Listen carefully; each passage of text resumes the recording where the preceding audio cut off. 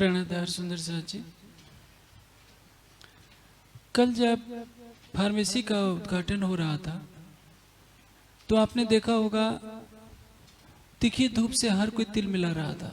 सभी दुखी थे कि ये धूप इतनी तीखी क्यों लग रही है। किंतु जानते हैं इस संसार में हर वस्तु की उपयोगिता अनुपयोगिता होती है। ज्ञानपीठ में विद्युत विभाग से 15 किलोवाट की बिजली ली जाती है और 13 किलोवाट के लगभग बिजली सोलर पैनल से बनती है। यदि धूप न हो तो सोलर पैनल निष्क्रिय हो जाएंगे। यहाँ दिसंबर और जनवरी के महीने में जो धूप निष्प्रभावी होती है, जनवरी में तापक्रम 0 के आसपास हो जाता है, कभी नीचे भी चला जाता है या +1 पर आकर रुक जाता है। उसमें सारे सोलर पैनल ठंडे रहते हैं तो कोई भी चार्जिंग नहीं होती।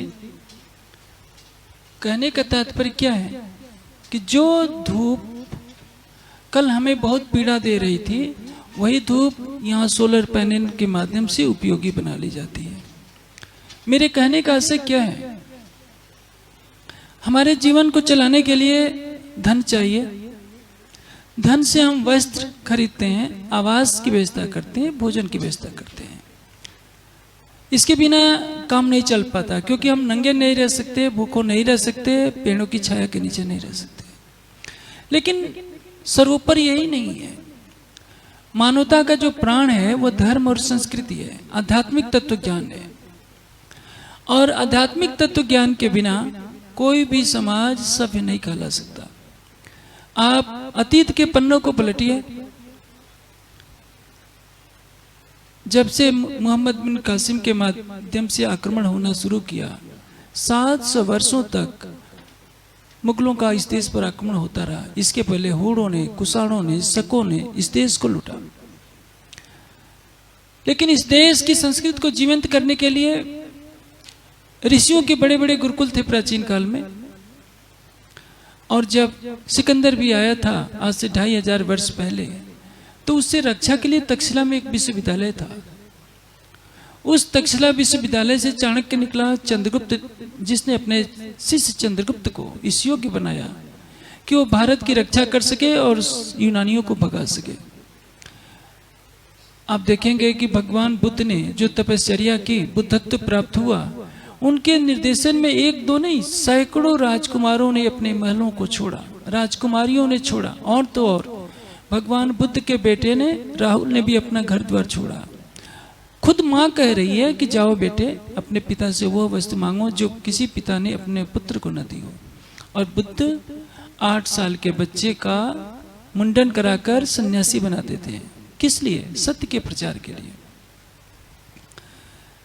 जिस बुद्ध के चरण में बिंबसार जैसे सम्राट झुकते हैं, वो भगवान बुद्ध घर घर जाकर भिक्षा भी मांगते हैं। ये भिक्षा मांगने की परंपरा क्यों रही? क्योंकि जो सन्यासी है, धर्म उपदेशक है, अनावश्यक धन का संग्रह न करे, वो उचित मात्रा में समाज से ले और समाज को ज्ञान बांटे।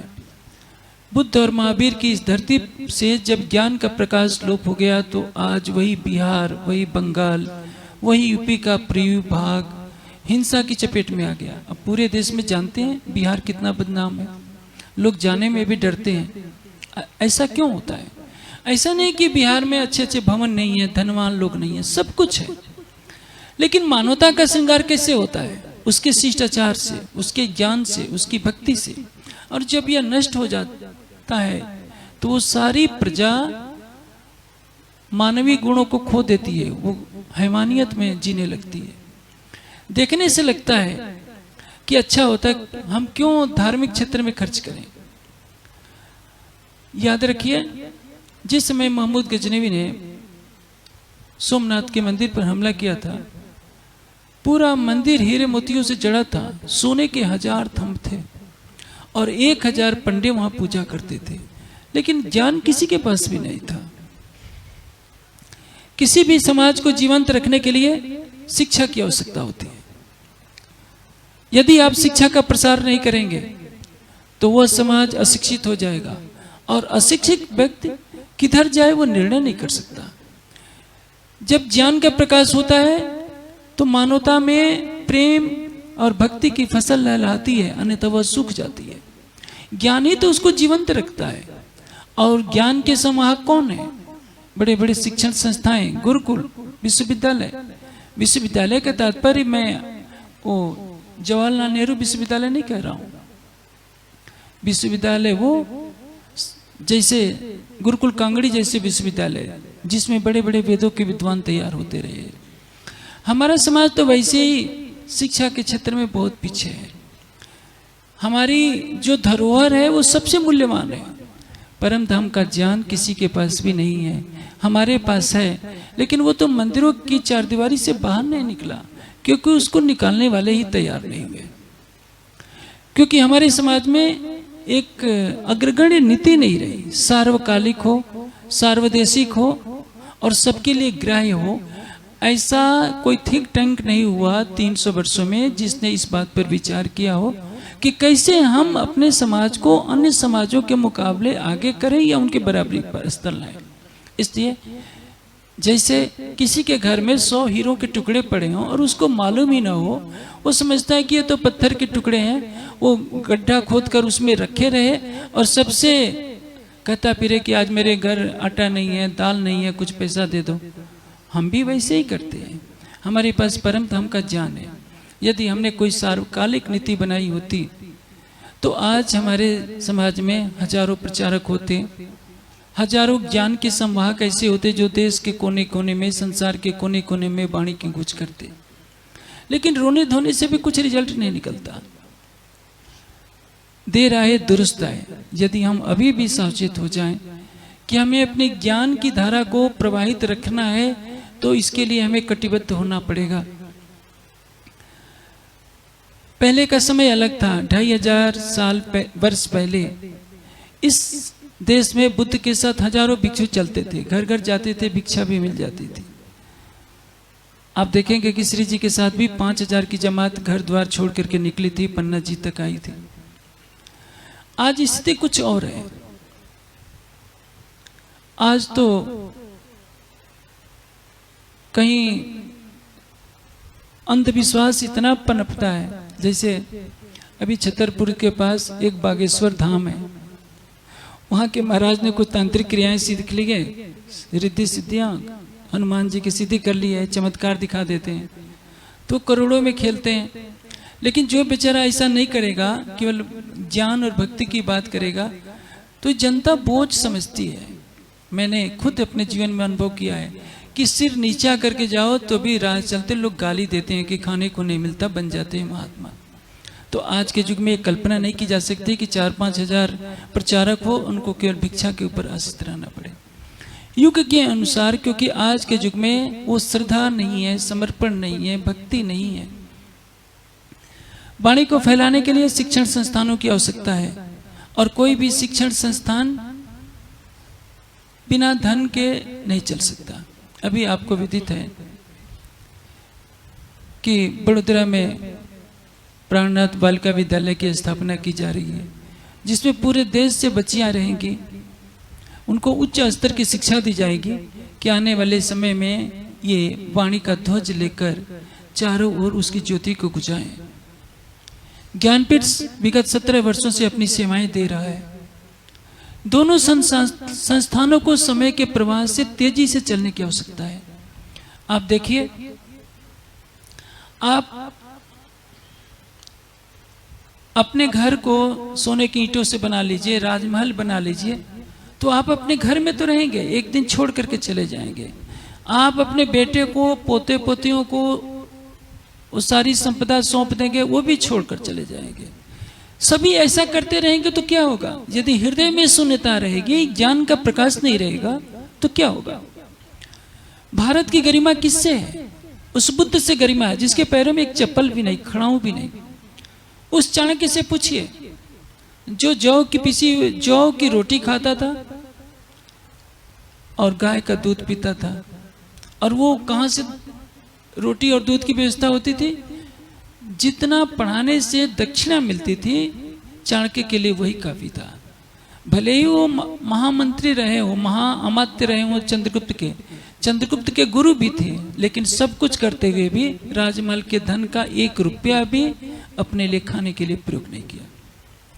चाणक्य ने सिखाया कि धन की पवित्रता क्या होती है। चंद्रगुप्त को कहा कि चंद्रगुप्त, यदि तुम्हारे राज्य में प्रजा भूखी है तो तुमको भी भोजन करने का अधिकार नहीं है। एक बार अकाल पड़ा था तो चंद्रगुप्त ने 1 हफ्ते से भी ज्यादा दिन तक, तिथि नहीं मालूम है मुझे, भूल गया हूं, चंद्रगुप्त ने भी भोजन नहीं किया कि मेरी प्रजा जब नहीं भोजन कर सकती तो मैं क्यों भोजन करूंगा। जिस देश का सम्राट ऐसा होगा उसकी प्रजा में कष्ट क्यों होगा। चंद्रगुप्त का निर्माण किससे हुआ? तक्षशिला से हुआ। लेकिन जब मुगलों ने तक्षशिला को तोड़ा, विक्रमशिला को तोड़ा, नालंदा को तोड़ा, तो क्या होगा? भारत में अज्ञानता का अंधकार फैल गया। जो परम धाम का अलौकिक ज्ञान उतरा, उस ज्ञान को संग्रहित किए रखने की, फैलाने के लिए बड़े बड़े विद्वानों की आवश्यकता थी। हमने वो नहीं किया। जरूर हमने सुंदर सुंदर मंदिर बना दिए, बड़े बड़े आश्रम बना दिए, वहां बड़े बड़े भंडारे चला दिए, लेकिन इससे क्या होगा? हमारे देश में सभी अपने मंदिर हैं, सब में भंडारे होते रहते हैं। सरसावा में भी नाम रख दिया जाता है भंडारा, मेरे मुख से भी निकल जाता है गलती से कभी कभी, किंतु ये भंडारा नहीं है, ये तो वार्षिकोत्सव है। वार्षिकोत्सव का तात्पर्य क्या होता है? जिसमें पूरे वर्ष में क्या क्रियाकलाप होते हैं उसका एक संक्षिप्त प्रदर्शन और सब में जागरूकता का संचार करना। खेड़ा जिला में क्या होता है? वहां 5 दिन का कार्यक्रम कीजिए तो प्रारंभ के 3 दिनों तक 50 आ जाएं तो बहुत अच्छी बात है।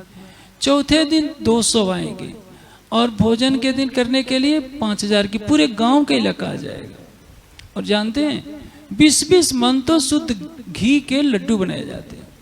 इसलिए मैंने खेड़ा वालों से पहले शर्त रख दी कि यदि मेरे आने पर तुम घी के लड्डू बनाओगे तो मैं बिल्कुल नहीं आऊंगा। क्यों? क्योंकि ये धन का दुरुपयोग है। जो धन है उसको शिक्षा में लगाइए। ये लड्डू खाने से, रात रात भर नाच नाच कर गरबे गाने से कभी आत्मा की जागृति नहीं होगी। मैंने कुछ वर्षों पहले एक प्लानिंग बताई थी कि हर सुंदर साथ केवल 500 रुपये मासिक सेवा भेजे। जानते हैं 1000 व्यक्ति 500 जमा करते हैं तो 1 वर्ष में 60 लाख रुपए हो जाएंगे। और 60 लाख में तो ज्ञानपीठ, सरसावा और बड़ोदरा बालिका विद्यालय दोनों का खर्चा निकल जाएगा। मुझे नहीं लगता कि 1000 सुंदर साथ हमारे सरसावा से जुड़े हुए ना हो। किसी घर में 50,000 का वेतन आता है, किसी घर में 1 लाख का वेतन आता है, किसी घर में तो 3 लाख का भी वेतन आता है, लेकिन उन घरों से भी 500 रुपये मासिक की सेवा नहीं आती। ये हमारी निद्रा है। हम अपने कर्तव्य के प्रति जागरूक नहीं है। आप सोचिए, आपका ज्ञानपीठ बना तो इन विगत 17 वर्षों में 85 से अधिक ग्रंथों का प्रकाशन हुआ है। और जहां तक मैं सोचता हूं 1.25 करोड़ से अधिक का साहित्य, अभी मेरा अनुमान है, मैं लिखित में अभी मेरे पास नहीं है, मैं प्रयास करूंगा कि लिखित में सारा हिसाब वेबसाइट पर डाल दिया जाए। तो 1.25 करोड़ से ज्यादा का साहित्य ज्ञानपीठ छाप चुका है। हमारे समाज के बड़े बड़े स्थानों से भी इतना साहित्य न तो 17 वर्षों में लिखा गया है न प्रकाशित हुआ है, क्योंकि आपने जो धनराशि राज्य की सेवा के लिए अर्पित की उसका सदुपयोग किया गया है। और आप सुंदर साथों आसानी से कोई भी ग्रंथ आता है पढ़ लेते हैं। आपको नहीं पता कि छपने से पहले, अभी जो अभी तक चर्चा का ग्रंथ छप रहा था, कंप्यूटर पर 6 बच्चे एक साथ काम कर रहे थे। सवेरे से लेकर रात के 1 बजे तक काम चल रहा था। फिर भी कुछ देरी हो गई बाइंडिंग में, जो सभी ग्रंथ अभी सारे पहुंच नहीं पाए हैं, शाम तक पहुंच जाएंगे। मेरे कहने का आशय क्या है? आप अपने घर में जो बर्तन धोने वाली रखते हैं, पंजाबी सुंदर साथ तो बर्तन धोने वाले अलग रखेंगे, झाड़ू पोछा वाले अलग रखेंगे और भोजन बनाने वाली अलग रखेंगे। और दिल्ली जैसे शहर में तो मुझे पता तो नहीं है, 500 से कम में तो कोई भी नहीं आएगा, ज़्यादा ही लगता होगा। दिल्ली जैसे मेट्रो सिटी शहर में कौन 500 रुपये महीने काम करेगा? लेकिन राज्य के लिए जिन परिवारों में 1500, 2000, 3000 बर्तन धोने वाली को, पोछा लगाने वाली को दिया जाता है, उन सुंदर साध के घर से भी राज्य के नाम पर 1000 की सेवा नहीं आती है। यदि 500 रुपये सुंदर साथ हर महीना भेजें तो 60 लाख रुपए ज्ञानपीठ को मिल सकते हैं। और इसका परिणाम क्या होगा? आपको अधिक से अधिक साहित्य मिल सकेगा, अधिक से अधिक विद्वान जाकर के आपको परम धाम की ब्रह्मवाणी से रोशन कर सकते हैं। नहीं तो याद रखिए, मुगल काल में भी बड़े बड़े रजवाड़े थे। जब आजादी की लड़ाई चल रही थी, 1857 के गदर को याद कीजिए। जितने लड़ाकू कौमें थी सब अंग्रेजों के साथ थी। पंजाब के सिख, राजस्थान के और इधर के सारे राजपूत, ये मराठे, सब अंग्रेजों के साथ थे। यदि सभी अंग्रेजों के विरुद्ध होते तो ये देश 40 करोड़ का देश, 40 करोड़ की संख्या वाला देश कुछ 100 अंग्रेजों की गुलामी कर रहा था। क्यों? क्योंकि उसको मार्गदर्शन देने वाला कोई नहीं था। यह देश 1000 वर्षों से गुलाम क्यों रहा? क्योंकि ज्ञान का स्रोत ही सूख गया था। और आज भी सुंदर साथ जिसके पास परम धाम का ज्ञान है, आज आपके पास सत्यांजलि जैसा ग्रंथ है। मैं सत्यांजलि की प्रशंसा नहीं कर रहा हूं। जहां तक मैं सोचता हूं, कल आपने चर्चा में सुना होगा, मैं तो अपने को एक छोटा सा मूर्खानंद मानता हूं कि मेरे जैसे अनाड़ी व्यक्ति से, जिसके पास न व्याकरण की डिग्री है न वेदाचारी की डिग्री है, मैं तो छोटी उम्र में घर छोड़कर निकल पड़ा था। किसी गुरुकुल में पढ़ने का अवसर नहीं मिल पाया। लेकिन हाँ, शंकराचार्य के सामने जाकर कोई साहित्य देना हो, मंडलेश्वरों के सामने जाकर के देना हो, वो उसको पढ़ेंगे तो पता चलेगा कि निजानंद का गौरव क्या है। नरेश टंडन ने जिन साहित्यों की रचना की है, उस ज्ञान को अरब के मौलवी को दीजिए तो वो भी 10 बार सोचेगा कि इन लोगों से मैं टकराऊं कैसे, बातें कैसे करूं। हमारे पास सब कुछ है, लेकिन हम डरते क्यों हैं? क्योंकि हमारे पास वो ज्ञान का प्रकाश अभी पहुंचा नहीं है। हमें सबसे अग्रणी होना चाहिए था, हमें संसार का नेतृत्व करना चाहिए था, लेकिन हम नेतृत्व क्या करेंगे? हम तो सोने वालों में। इसलिए क्योंकि ज्ञान की सरिता को ही सुखा दिया गया, उसके मूल स्रोतों को ही सुखा दिया गया। और इसलिए अभी आपने देखा है ज्ञानपीठ में कई कार्य निरंतर चल रहे हैं। ज्ञानपीठ में जो ज्ञान का पौधा लगाया गया है, कभी मुरझाने न पाए, इसके लिए कई योजनाएं चला रही है। फार्मेसी भी इसी में है, ताकि उसकी जो धनराशि आमदनी के रूप में होगी उस ज्ञानपीठ के कार्य में आ सके। और मैं सब सुंदर साथ से आग्रह करूंगा कि कुछ बातें कमल जी आपको बता देंगे। पेटीएम ज्ञानपीठ का मिल गया है, भविष्य में बड़ौदा गुरुकुल का भी पेटीएम आपको दे दिया जाएगा। आप किस अपनी श्रद्धा के अनुसार 500, 1000, 2000, यदि आप किसी होटल में जाते हैं तो मुझे नहीं लगता दिल्ली जैसे किसी शहर के होटल में 500 से कम में 2 व्यक्ति खाकर निकलेंगे। आप राज्य के लिए यदि मानते हैं कि हाँ राज्य हमारे सर्वस्व हैं, मुसलमानों को देखिए, गरीब से गरीब मुसलमान होगा, भले ही रिक्शा चलाता है, थोड़ा भी जरूर देगा इस्लामिक मिशन के लिए। स्वामी नारायण वाले क्या करते हैं? अपनी आय का 10% देते हैं। बाइबल वाले भी 10% देते हैं। मैं तो कहता हूं कि सुंदर साथ 10% ना दे, 1% भी ना दे, 0.5%, आधा प्रतिशत ही दे दे। 1 का आधा तो भी बहुत हो जाता है। 50,000 रुपये यदि आपका वेतन है तो 500 रुपये क्या होता है? लेकिन आप इसके लिए भी तैयार नहीं है। कुछ साल पहले सदस्य संख्या 500 के बराबर आई थी, वो 1000 तक आज तक नहीं पहुंची। वो बड़ोदरा में हमने करवाया था, कुछ सौ हुआ। सुंदर साथ 1 साल देने के बाद पूछते हैं कि क्या फिर देना पड़ेगा? अब ऐसे प्रश्न का क्या उत्तर दिया जा सकता है? आप न जाने कितने उत्सव में पानी की तरह पैसे बहाते हैं, शादी विवाह में बहाते हैं, त्योहारों पर बहाते हैं, लेकिन राज्य के नाम पर 500 रुपये देने के लिए तैयार नहीं होते। तो इसे मैं आपका दुर्भाग्य कहूंगा। याद रखिए, किसी के पास कोई धन है तो उसकी निजी संपदा नहीं है। धन पर किसका पहला अधिकार होता है? परमात्मा का, जिसने इस सृष्टि को पैदा किया है। सृष्टि का संपूर्ण धन उसका है। दूसरा अधिकार किसका होता है? राष्ट्र का होता है। यदि आप अपनी धनराशि को जलाएंगे, नष्ट करेंगे, तो आप अपराधी माने जाएंगे। तीसरे नंबर पर आपका अधिकार होता है, लेकिन आप क्या सोचते हैं कि मेरा धन है। आपका धन है तो मरने के बाद आप ले जाते, छोड़ क्यों जाते हैं? इसलिए ये याद रखिए, वेद के एक मंत्र में कहा गया है, मोघम अन्नम प्रचेतसो न अर्यमाणम न सखायम केवलागो भवत केवलादि। यह धन किसका है? जो अकेले उपभोग करता है वो पाप खाता है। धन किसका है? राष्ट्र का है, परमात्मा का है। आपने उसको उपार्जित किया है, जितनी आवश्यकता है उतना भोग कीजिए। मेरी तो छोड़िए, विदुर को तो आप मानते हैं। महाभारत में विदुर जी ने जानते हैं क्या कहा है कि जो राज्य में धनवान व्यक्ति हो वो धन संग्रहित करके रखता है और प्रजा के कल्याण के लिए न तो राजा को कोष में देता है न कोई कल्याणकारी कार्य करता है। राजा को चाहिए कि उसको बांधकर समुद्र में डुबो दे। ये विदुर जी कह रहे हैं, मैं नहीं कह रहा हूं। लेकिन चाणक्य ने कहा, क्या कहा है? धन की तीन ही गति होती है, दान, भोग और विनाश। या तो उसको परोपकार में लगाइए या जितना उचित हो भोग कीजिए। बचा बचा कर रखेंगे तो नष्ट हो जाएगा। जिन लोगों ने नंबर 2 के पैसे बचा बचा कर रखे थे, अपने ही सुंदर साथ के करोड़ों रुपए पानी में डूब गए जब नोटबंदी हुई थी। तो यदि उस धन को उन्होंने पहले परोपकार में खर्च कर दिया होता तो इतनी धन होते, उतनी धन होते।